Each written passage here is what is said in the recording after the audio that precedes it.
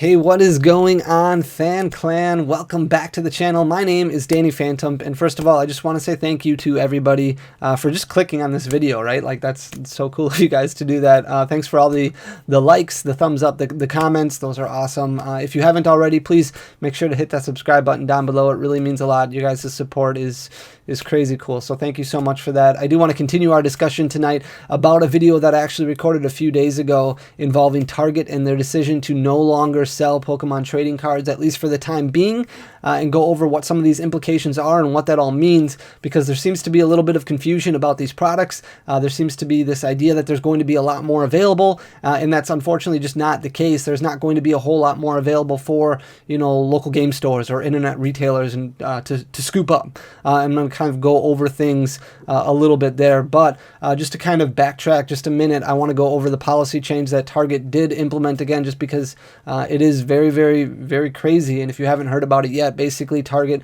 has put out an announcement all over their stores saying that they were going to stop selling Pokemon cards for the time being in order to ensure safety for their team members as well as their customers.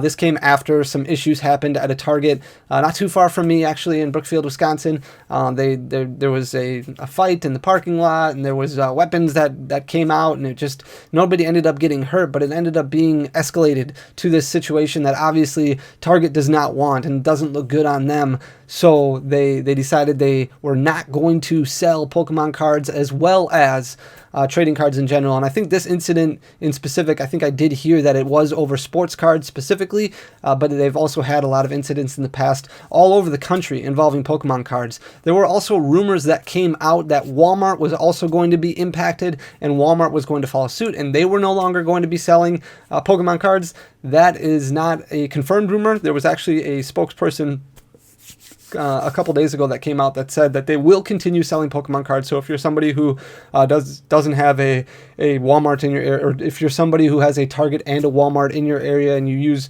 kind of both of them, or you typically use Target, you still should be able to go to Walmart and find cards. I do know that they have limited Walmarts to an extent to what they're going to carry. In some Walmarts, it's a case-by-case basis. So, but for the most part, it seems like Walmart are still going to continue carrying these if that is an area that you go in order to find cards at MSRP. It may be a little bit more difficult to find because obviously with one big box retailer no longer selling them, more people are going to flock to the big box retailers that are selling them, but you should be able to find them at Walmarts moving forward, which is a good thing considering the fact that we have two sets that are coming out now within the next few months, with Chilling Reign coming out in just a few weeks here in the middle of June, and then a couple months after that already we're going to be having Evolving Skies, which we'll talk about a little bit later. But I do want to go back because, like I said at the beginning of this video, there seems to be some misguidance, some misunderstandings about how this whole distribution platform works, and we've talked about this in the past, but I'm going to kind of give you a refresher course if you're new to the channel or if there is any confusion that you might have. So local game stores and internet retailers, they use what are called distributors. Pokemon has distributors that are located all the way across the United States, actually all over the world. There's a limited amount available outside of the United States, but inside the United States there's actually quite a few of them.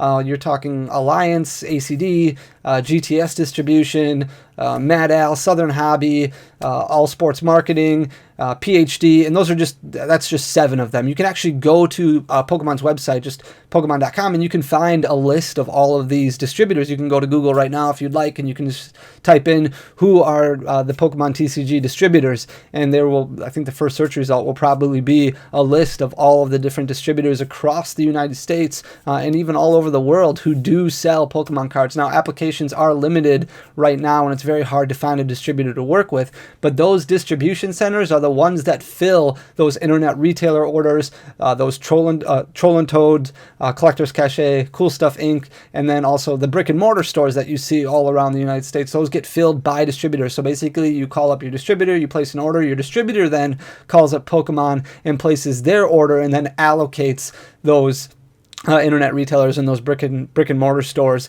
on how many they're going to get.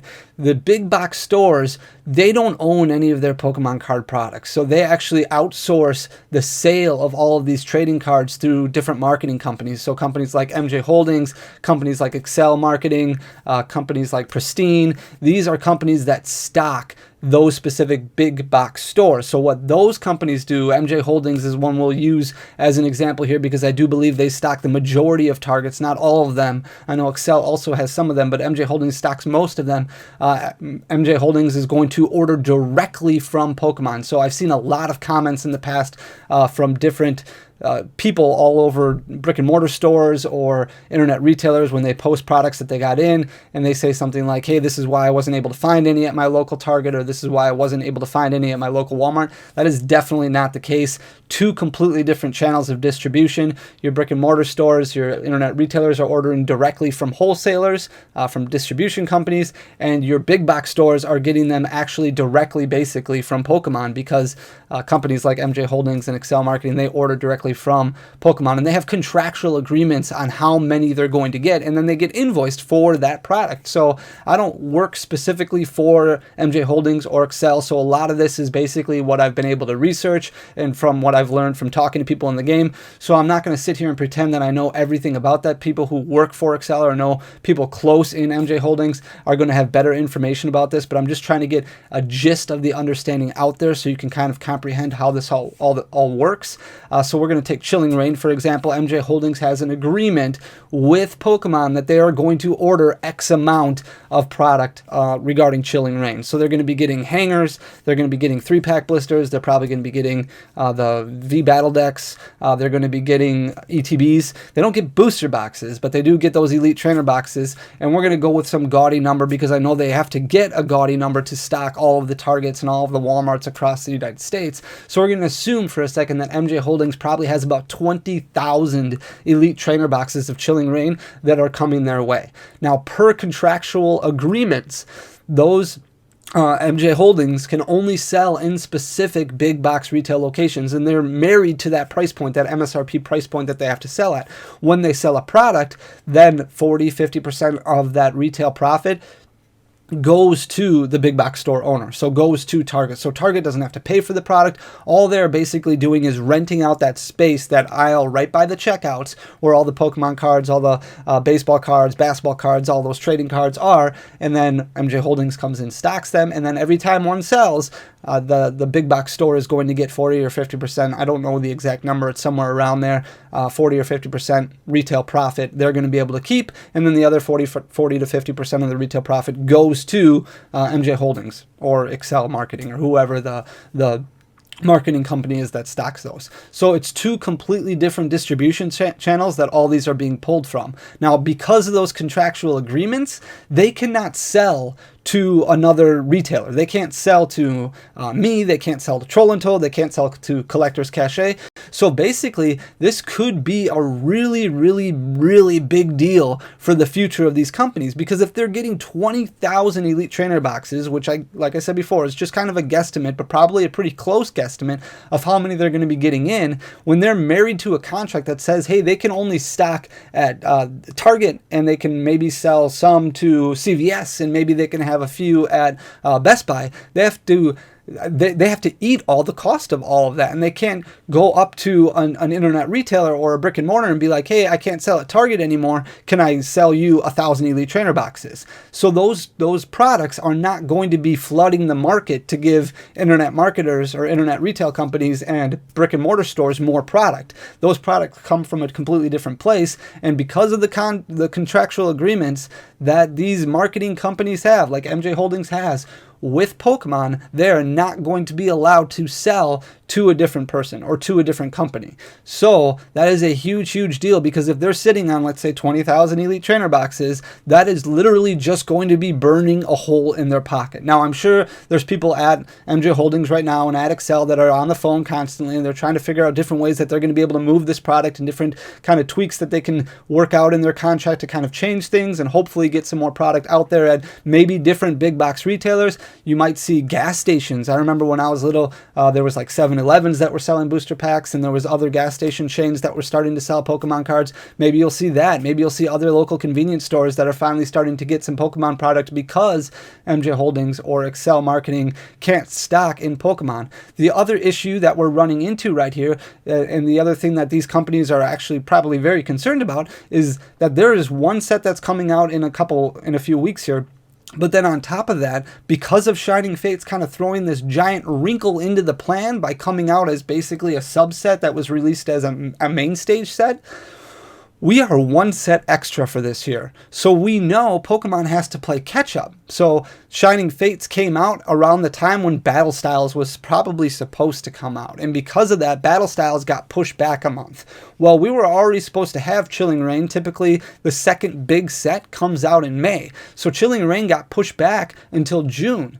So after that, we are going to have only 2 months now until the release of Evolving Skies, which is going to come out August 27th instead. So we're going to only have 2 months of a grace period in between set releases instead of the typical 3 months that we have. So that's a really big deal because they're already going to be having all of this product that they're sitting on from Chilling Reign and not knowing when Target is going to start selling Pokemon cards again. Then they're going to have, in only 2 months, another set that they have to worry about, contractual agreements again that they have to order a specific amount, and they're not going to have anywhere to put them. And this could literally, at worst case scenario, end up bankrupting a company. It's really, really just bad news, and it's very, very unfortunate, and I'm trying to impress upon you guys how big of a deal this is, because it's really, really unfortunate, not just for collectors, but also for Pokemon business in general. Moving forward, this is something that is going to be detrimental to the game and to the hobby, so I hope Target is going to have to figure things out moving forward, and I do applaud them for kind of taking steps in the right direction and trying to figure out ways to limit things, and obviously safety is the number one concern, and it's the most important thing for everybody. But at the same time, they're going to have to figure out something to work, or otherwise these companies are going to be in jeopardy, in big, with big problems. I do want to touch base on, I just want to pull this up quick because this is just crazy to me. So PokeBeach released a couple of times now, but this is kind of the official announcement today that Evolving Skies is coming out as August Pokemon set. So this comes out August 27th. What's crazy to me is the name. I can't understand it. I saw this meme on Facebook earlier today involving Dragon Ball Z characters who were basically morphing together.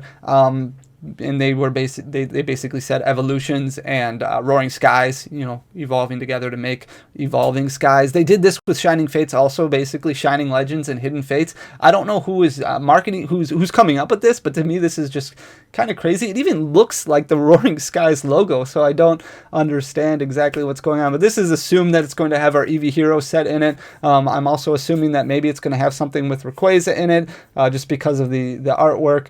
It's nuts to me that it's just basically 2 sets that they took together, merged into one, and made the new set name of Evolving Skies. So this is going to come out August 27th. And like I said, what's crazy to me is that's only 2 months after we get Chilling Reign. Chilling Reign is going to be a huge set, a very, very in-demand set. And then right after that, sometime in October, November, we're going to be having that special anniversary set, which we should have information on fairly soon. So drop a comment down below. Let me know what you think about the name Evolving Skies. Also, what you think some of these marketing companies can do. Hopefully, they can figure out different ways that they can get rid of some of their product. Like I said, they're not able to sell it to these brick and mortar stores or internet retailer locations or anything like that. So these have to be sold to retail chains, to big box stores. And if they're sitting on, like I said, 20,000-ish ETBs, how they're going to get rid of them, knowing that Target isn't going to be taking care of any of those for at least the near future. We'll see how long this lasts. Maybe you can leave a comment down below and let me know what you think. If Target pulls the plug on this, let's say end of June, maybe early July already, that they start stocking some of this back in their storefronts. I don't know. We'll see. But I just wanted to get the information out there so that way everybody knows exactly what's going on, because like I said, there is some misconception, misguidance, and I just want to make sure you guys have all of the information. So feel free to leave a comment down below if you have more information regarding the situation. So thanks for everything. Like I said, guys, if you have not already, hit that subscribe button down below. I really, really do appreciate you guys.